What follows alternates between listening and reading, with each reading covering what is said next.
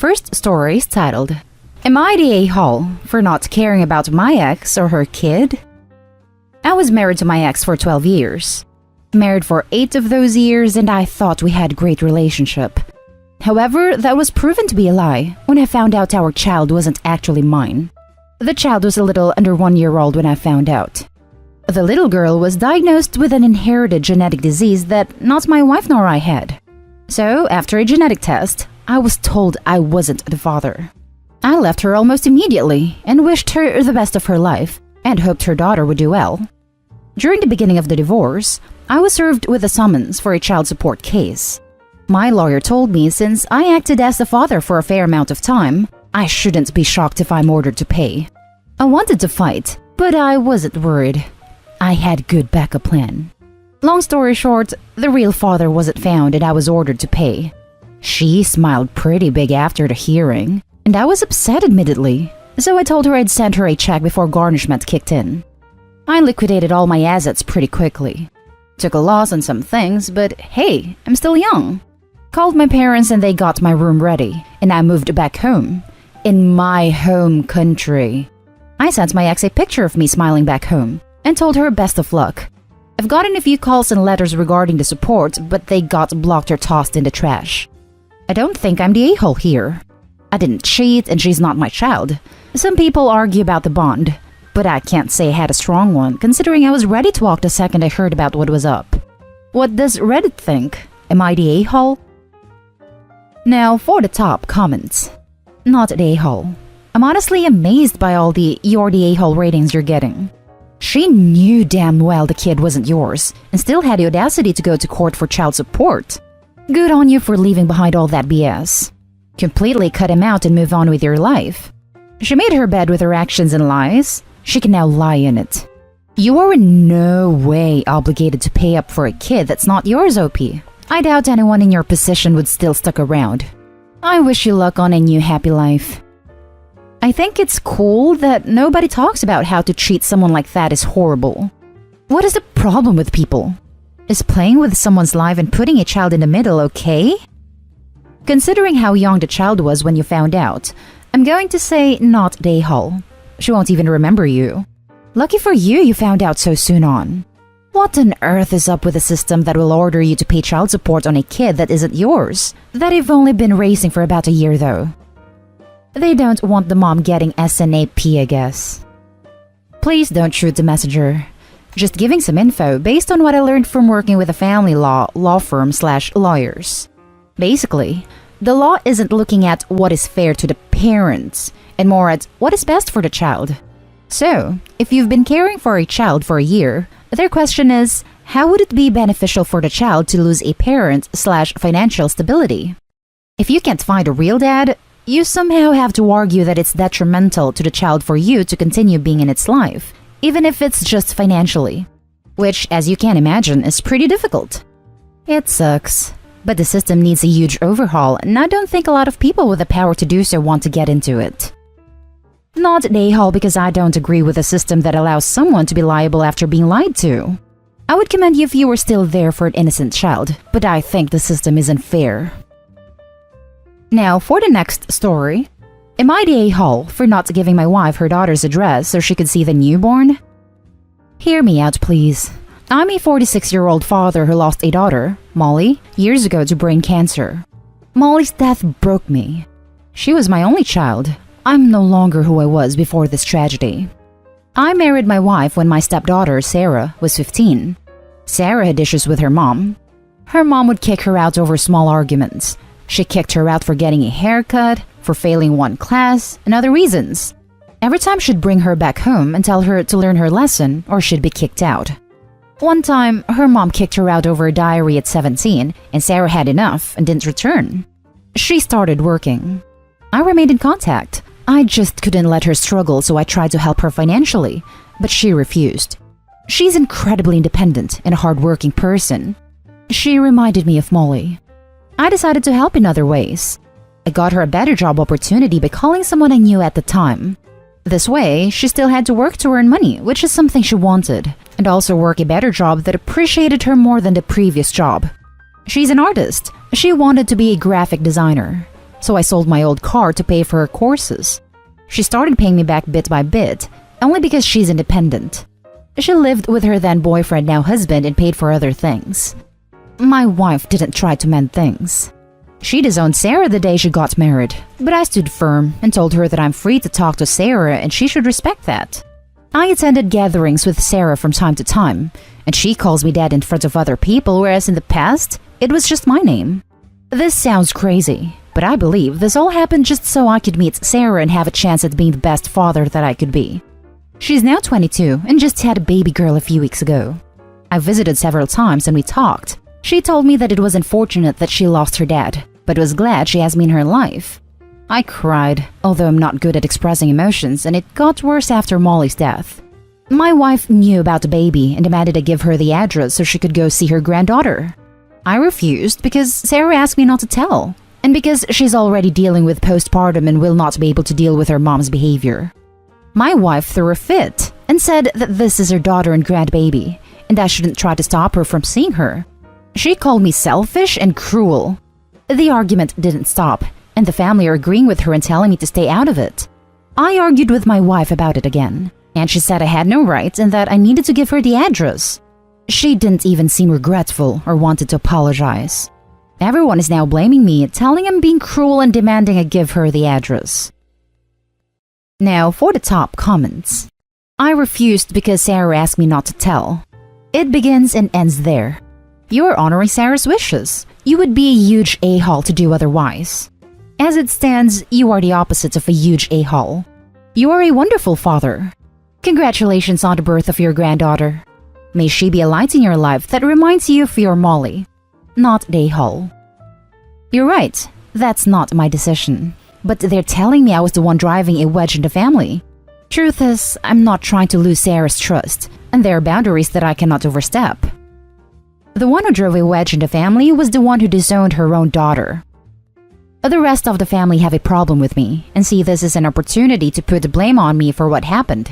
I used to care in the past about what they say, but not anymore. After everything I've already lost, losing them is in fact a blessing. Not a a-hole, and in the kindest way I can muster, get a divorce. Agree. Divorce the wife, keep the daughter. The next story is titled, Am I the a-hole for reminding my ex she has no say in where my son goes to school? A little background info. My ex and I broke up when she got pregnant with my son Vincent because she left out one tiny little detail during our time together. She was married with kids. She and her husband almost divorced. I fought to be in my son's life and got sole custody in the end. My ex still has visitation, and Vincent has met his other 4 half-siblings who are around the same age as him. Vincent just turned 5, and I've started thinking about elementary school next year. A few of my friends' kids and my sister's kids all go to the same private school that starts with pre-K to high school. Honestly, I've heard so many good things about this place. It's not strict like many other private schools around here. The classes are small, the teachers are very attentive. My nephews have been there for years and they love it. I've been there before for school events too. It seems like a wonderful community and I feel like my son would benefit a lot coming here. When my ex came to see Vincent, I mentioned the school and she got very defensive. She said she didn't like the idea of him going to a private school and there's nothing wrong with public. Which I agree. I grew up going to public schools. However, this place would be very beneficial for him, and I told her as such. The more info I gave her, the more pissed off she seemed to get. Finally, she said she doesn't want him going there because she really wanted Vincent to go to the same school as his half-siblings, and sending him somewhere separate would mean they spend less time together. We started arguing. She was set on him not going there, and I eventually told her I'm the one who gets to make these decisions. So she has no say in any of this, and I'm only telling her as a courtesy. She got really quiet and started crying. She said I didn't need to rub it in her face, and she's only thinking about Vincent spending less time with her side of the family if he goes to a different school. She called me some very unkind names and left. I understand that she wants him to be close to her other kids, but I don't see why that could cost him having a better education. But I am wondering if maybe I went a little too far throwing the custody arrangement in her face? Don't know if it was the right call to say those things and remind her she has no control of what happens in his life. Am I the a-hole? Now for the top comments. Not the a-hole. The world doesn't revolve around what she wants. Seems like your ex never learned that lesson since her infidelity. If your son wants to go to that private school, then that's all you really need to know. It's not like he will never see his half-siblings or something. Also, having good education will let him live in comfort, not the fact how close or not he may be with your ex's kids. Also, unless his half-siblings are the same age as he is, which seems unlikely, I'm not sure how much they'd actually see each other in school. It's not like they're going to be walking home from the bus stop together, sharing classes, eating together, etc. Until I was in high school, my school system rarely offered opportunities for us to mingle with people from other grade levels. And even in high school, most of the things we did were by grade levels. Even if they were in the same grade level, who's to say they won't develop different friend groups / interests / etc.? Is she going to force them to spend time together at school? I'd wager this has more to do with her not being able to afford private schools for her kids, as opposed to contact with his half-siblings. Not a a-hole. Also, it could be awful for him, as no doubt the story of him being the child of an affair would come out, since the siblings go to the same school. No kid deserves that kind of gossip going on if it can be avoided. Not a a-hole. Knowing the circumstances of this situation, the kids are all probably better in different schools anyway. I am not sure what la la land she lives in, that she thinks everything will just be so cherry when the school marms get wind of this. Wait until the day he has to draw his family tree. It happened to my niece, who I raised. Her teachers told everyone her parents were substance addicts, so I raised her. This was kinder, by the way. The custody arrangement reiterates and sets precedent that this is your decision. This is tough love, but better to implement it now. I did the same with my niece's parents.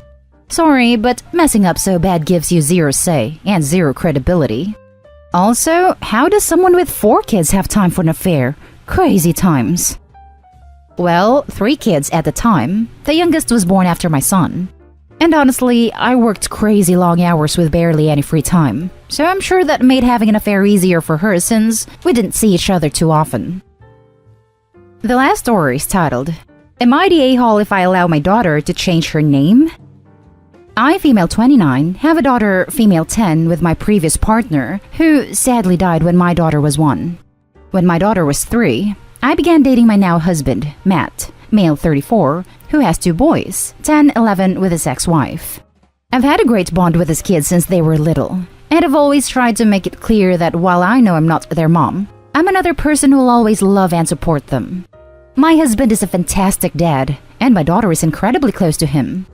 Last year, we had our first child together, 1 male, and my daughter, Mia, has brought up a few times that she's now the only one without Matt's surname.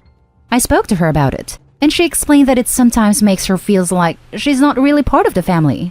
It was pretty heartbreaking, as we've always tried to keep her dad's memory alive, but reassure her that it's okay for her to love Matt as a dad too. It's obviously something that is playing on her mind as she came home from school last week and asked me if I thought Matt would adopt her so he could be her dad too. Matt and I spoke about it, and although he said he would adopt her in a heartbeat, we felt we should wait a few years until she's older and can understand the gravity of the decision.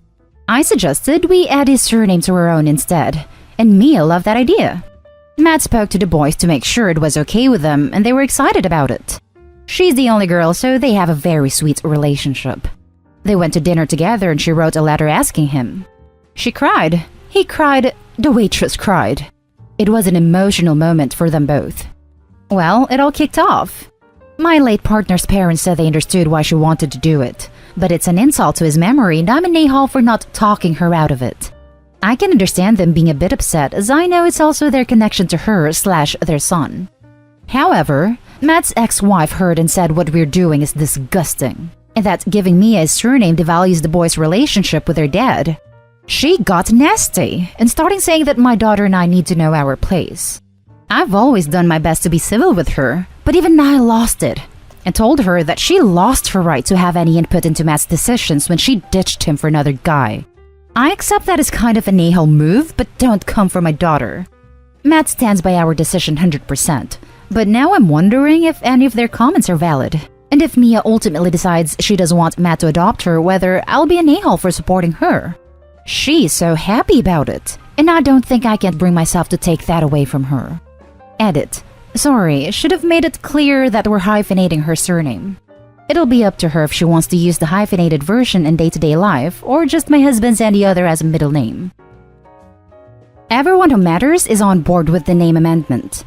All due respect to your previous partner's parents, but Mia keeping his name solely will not bring him back. He lives on through her living on and being happy. That is his legacy. A rose by any other name would smell as sweet. No respect to your current husband's ex-wife. Her attitude stinks. Not a-hole. You are completely right. Thank you. Note, do not hyphenate. Just add it as a second surname without hyphenating it. When a name is hyphenated, you must use both on any legal documents, bank accounts, credit cards, etc. If you simply have two surnames, she can choose which she uses and where. We filled in the paperwork this afternoon and she chose to have her current surname as an additional middle name and my husband's as her surname. Not a-hole. The ex-wife needs to shut the hell up. She literally has no part in this, and her reasoning is, well, just plain stupid. Your previous partner's parents, though, are very justified in their emotion. To them, it is going to feel like they're losing part of their son again. I think your compromise is excellent. She is keeping her father's name while also adding on her stepfather's name because he helped raise her. I can see why, at this age, she would feel left out of your family. At the end of the day, I see it from both perspectives. I don't see the harm in adding a name as long as you aren't taking her father's away. She may even change it back when she gets older. And that's the end of this video, folks. As always, leave a comment and hit like and subscribe. And if you want more of this content, turn your notification on to get updated on the latest videos. And I'll catch you in the next one. Stay safe.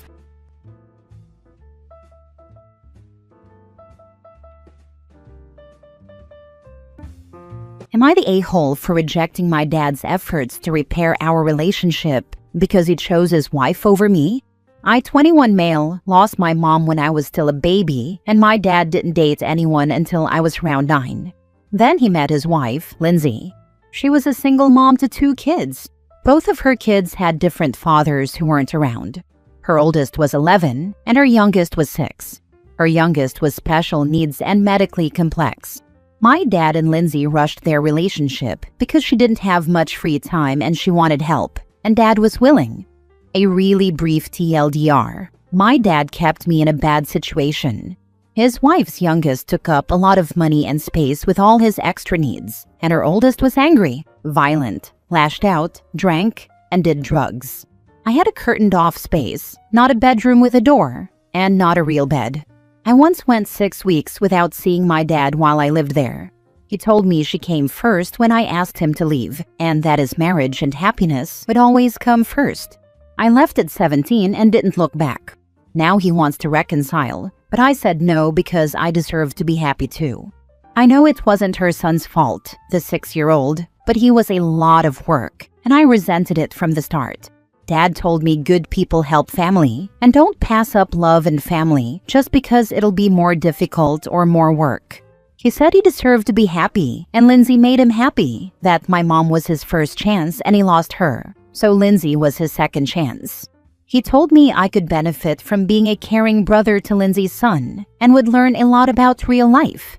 Money was extremely tight, and the house was filled with medical equipment and mobility aids for Lindsay's son.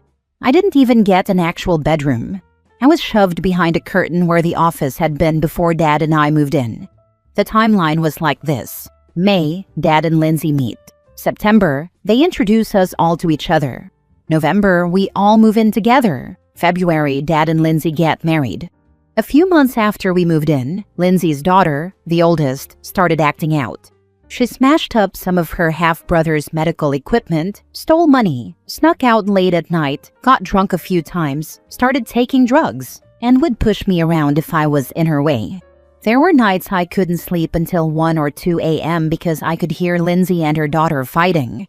Her daughter would say she wished her half-brother would die so they could move on. Lindsay would get hysterical, and her daughter would say he wasn't her real brother anyway, just a burden. I begged my dad to leave and go back to it being just the two of us, but he said we couldn't walk out. We committed. We were more than just the two of us now. I told him I didn't want any of them and hated how much life had changed. He told me life always changes, and I needed to get on top of my feelings and accept that he needed to be happy and deserved to save his marriage. He said his marriage was the most important thing and that it had to be to provide me with stability. Even when Lindsay's daughter kicked me out of my room and bed, literally dragging me by the hair or legs, Dad stayed. When I was 13, I went 6 weeks without seeing my dad because Lindsay's son was in the hospital and she stayed with him. That meant if Dad wasn't at work, he was at the hospital. All I got was a note telling me to go to friends' houses if there was no food. Those 6 weeks were hell. Every time I saw Lindsay's daughter, she cursed at me, shoved me around, and made me feel unsafe outside of my curtained area. Nothing got better. After I turned 15, Lindsay started asking me to help more with chores and errands and expected me to be her little helper. When I said no, Dad told me I didn't get to disrespect my new mom. That led to a fight where I exploded and told him to F off because she would never be my mom. Nothing good came from them being married, and he needed to leave me alone. More fights happened after that because Lindsay heard and said she loved me, and her son loved me too, and would hate to know I saw him as nothing but a burden.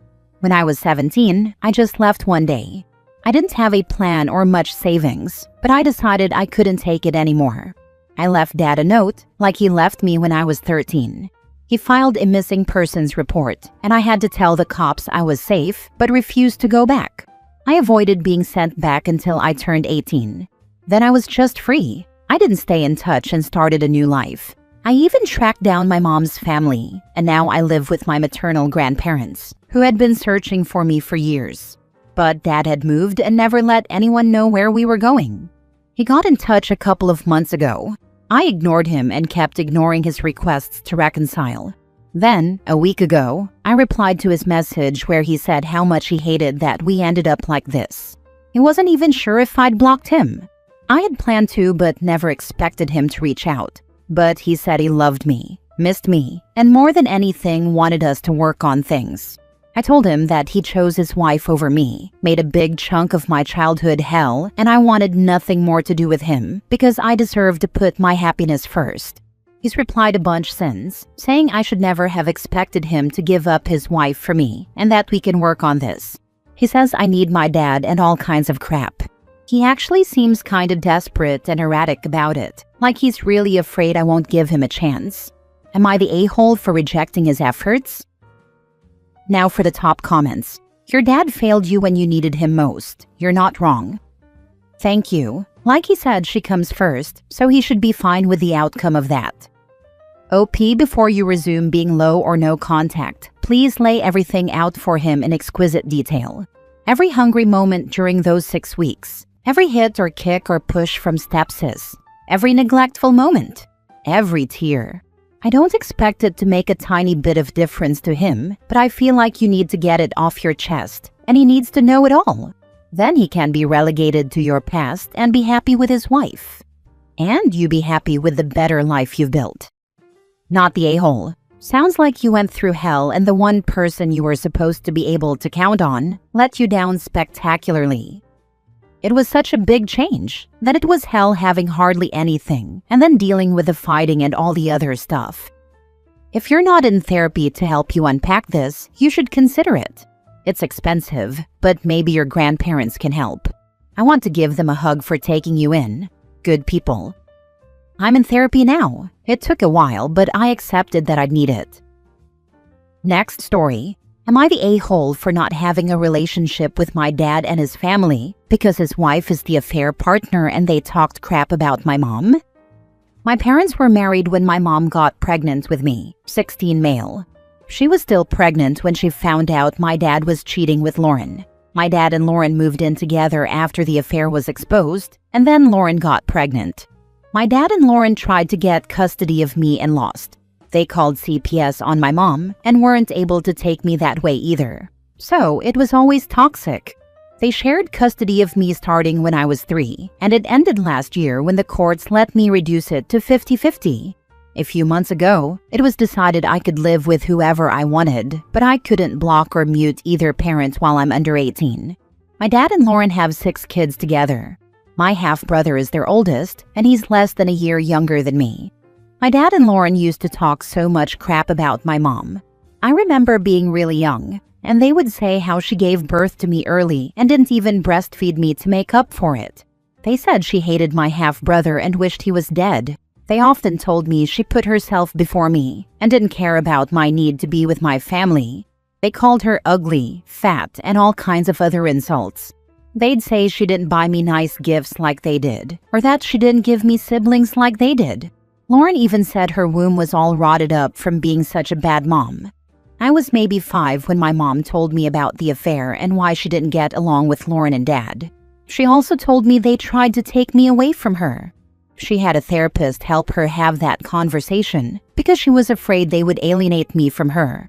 I asked my dad about it, and he didn't deny it. But it was years later when he came out and said he didn't regret what he did and would do it all over again, only he'd try to win. By then, I already resented the heck out of everything, and it only got worse with all the crap they talked about my mom. My mom told me once and never spoke of it again after that. I really hated being at my dad's house and didn't want to be close to Dad, Lauren, or the other kids. I made a lot of trouble for them. It was also really chaotic there because my dad and Lauren broke up twice but kept living in the same house. They divided it into his half and her half, and those times were really tense. Lauren would get mad when I wouldn't visit her side during Dad's parenting time. That actually almost made them break up for good, but they got back together both times. It added to all the weirdness.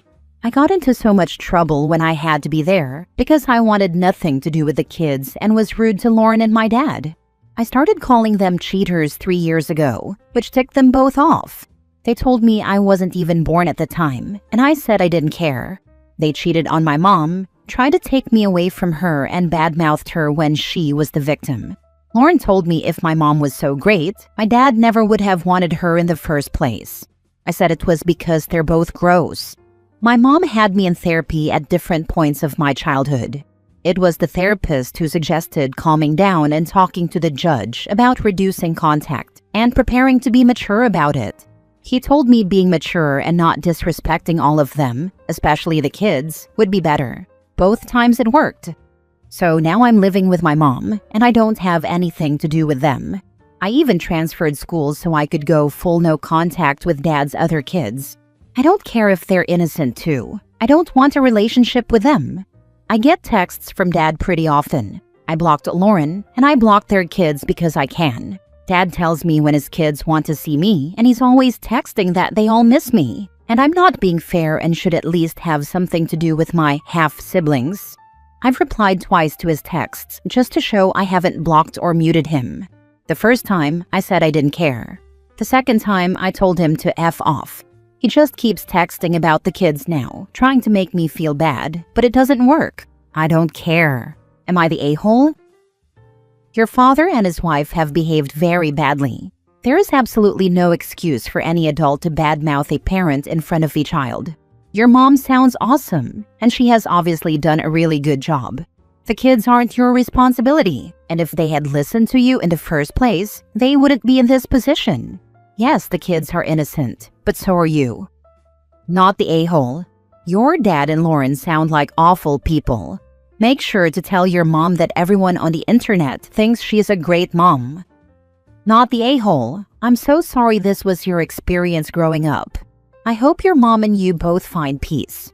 She must be a very wonderful mom for you to not be alienated when they were so openly hostile towards her. And you are a wonderful son for recognizing how great she is.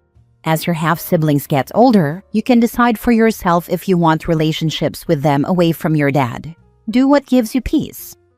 My mom's an amazing mom. She's been through so much, and honestly, with all they put her through, she could have taken it out on me the way they kinda did by bad-mouthing her.